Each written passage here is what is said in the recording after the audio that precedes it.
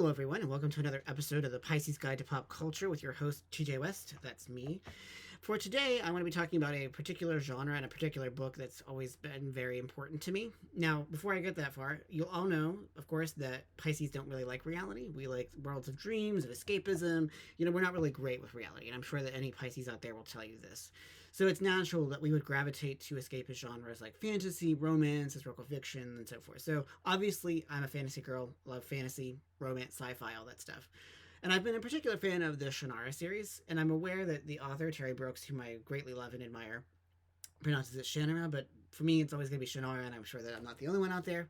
So today I want to talk just briefly about his new book, The First Druids of Shannara Galaphile, which, as its title implies, is about Galaphile, arguably one of the most important figures in Brooks's entire mythology. If you have read any of the Shannara books, you know that Galaphile is the founder of the Order of Druids, who are this organization of mystics and scientists and wizards that kind of provide order and stability and the preservation of knowledge for the Four Lands, which is the fictional universe that this takes place in.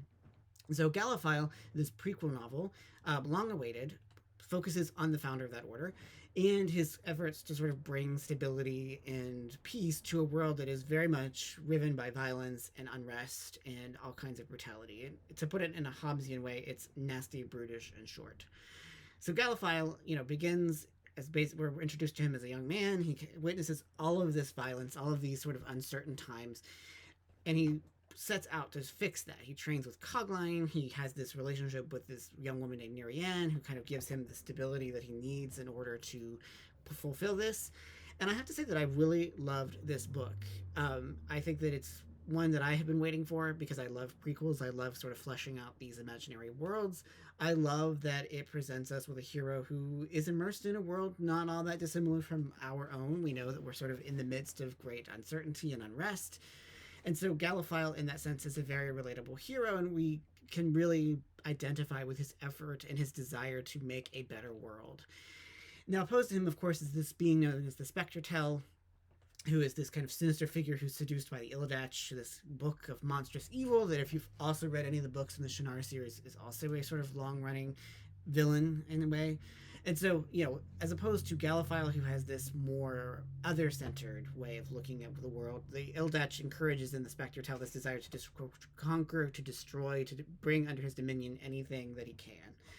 And so that's, these are some of the long-running philosophical concerns that Shannara has engaged with over the years, and it's part of the reason that I really love these books, because, obviously there's the escapist element that we always gravitate to in fantasy, but Brooks, I think, is one of those fantasy authors who has a real social conscience and realizes that fantasy as a genre has the ability to make us think differently about the world that we live in. And environmentalism and kind of activism and the common good are all elements that have tied into the Shannara universe from the get-go.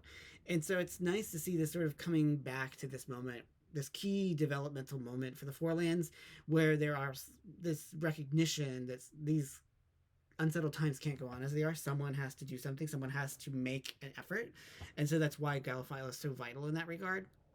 It's a very fast-paced novel. It sort of sweeps you along in Galaphile's youth and training under Cogline, again, a very long-standing figure in the Shannara universe. He meets the King of the Silver River. So there's a lot of, I don't want to call it fan service, but there is a lot of familiarity to the tempos and the characters of this universe.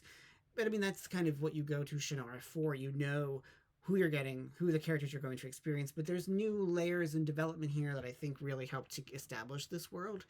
And, quite frankly, it's just a delight to read. It's really quick, fast-paced. It really races right along. But there are some genuine emotional beats, too, especially once it becomes clear that the Spectre isn't going to rest until he's captured Nerianne and torture her and all this stuff. And so, there's a lot going on, and it's not a terribly long novel, but it's very rich and very narratively textured, and I really appreciate that. Lastly, though, it is a bit bittersweet because immediately after it hit shelves, Brooks announced he's retiring mostly from writing the Shannara universe. It's going to be passed on to Delilah S. Dawson, who he'll help it to brainstorm ideas with the forthcoming Shannara novels. But it is rather bittersweet. As I said, given how much I have loved Terry Brooks over the years. It's really sort of sad to see him go, but I'm glad that he's going on his own terms, and then he's left us with this really fantastic book that is apparently the first of several books that will show us the history of the Druid Order. At some point, presumably, we'll also get the sinister figure known as Brona.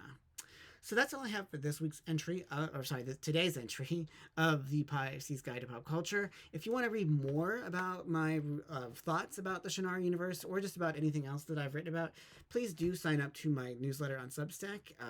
Just go to Substack. Hold on. Omnivorous.substack.com. Sorry about the little flub there. Takes you right to my newsletter. You can sign up. There are both free and paid options. Either one's great. I love being paid, but I'm happy to do it for free too. But any little bit of money will always help. So anyway, that's all for today. So I hope you enjoyed this little snippet of the first reads of Shannara Galaphile. And I'll be back soon with more talk about all the things that I love and all the emotionally damaging fiction and pop culture that I engage with. So until then, take care.